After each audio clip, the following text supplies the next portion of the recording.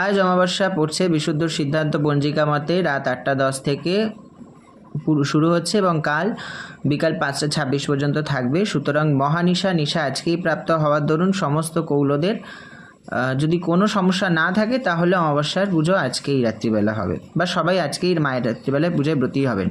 কিন্তু ব্যাপার হচ্ছে অনেকের প্রশ্ন মনে মনে থাকে যে এত রাত্রেবেলা অমাবস্যা মানে এত ঠান্ডায় অত রাত থেকে পুজো আরম্ভ করলে তো অনেক দেরি হয়ে যাবে।